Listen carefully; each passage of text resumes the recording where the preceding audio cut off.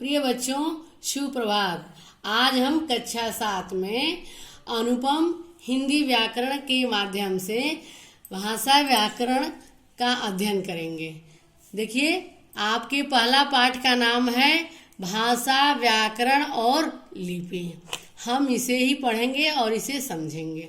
देखिए, भाषा व्याकरण और लिपि को पढ़ने पर हमें क्या क्या जानकारियाँ मिलती है। पहले हम ये जानें, किसी भी भाषा को शुद्ध पढ़ने के लिए, समझने के लिए, जानने के लिए हमें व्याकरण की जरूरत पड़ती है।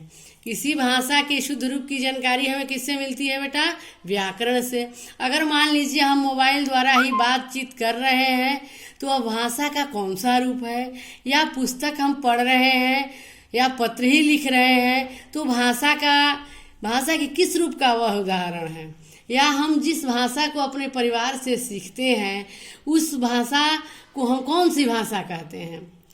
तो ध्यान दीजिए बेटा, इस पाठ में हम भाषा के प्रकार, मौखिक, लिखित और सांकेतिक तथा अन्य भाषा भी हम पढ़ेंगे। अन्य भाषाओं में जैसे मातृभाषा, राष्ट्रभाषा, राजभाषा, भारतीय भाषाएं, मानक भाषा, लिपि या बोली और भाषा में क्या अंतर है, ये सारी चीज़ें हम इसमें पढ़ेंगे।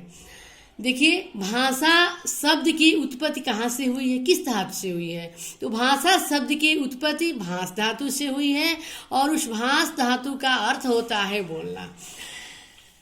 पहले हम बोलते हैं, हमारे बोलने से क्या होता है? ध्वनि प्रकट होती है। तो ध्वनि ही एक ऐसा माध्यम है जिसके द्वारा मनुष्य अपने भाव तथा विचार एक दूसरे के सामने प्रकट कर सकता है। बिना ध्वनि के सहायता से हम कुछ नहीं कर सकते हैं। तो एक दूसरे को जोड़ने के लिए ध्वनि जो है वो बहुत ही क्या है, हमारे लिए आवश्यक है। और जिनके पास ध्वनि नहीं है उनको हम लोग क्या कहते हैं? गूंगा कहते हैं। तो वो लोग कैसे इस भाषा का प्रयोग, कैसे वो लोग जानते हैं, कैसे इस दुनिया में रहते हैं, कैसे उनकी दैनिक क्रियाएं होती हैं? तो उनके लिए सांकेतिक भाषा होती है। ध्यान दीजिए बेटा, भाषा के दो पक्ष हैं, अभिव्यक्ति और ग्रहण। भाषा के माध्यम से हम अपने मन के भावों और विचारों को अभिव्यक्त करते हैं या हम उसे ग्रहण भी करते हैं। मन के भावों और विचारों को अभिव्यक्त करने या ग्रहण करने का माध्यम ही भाषा कहलाता है।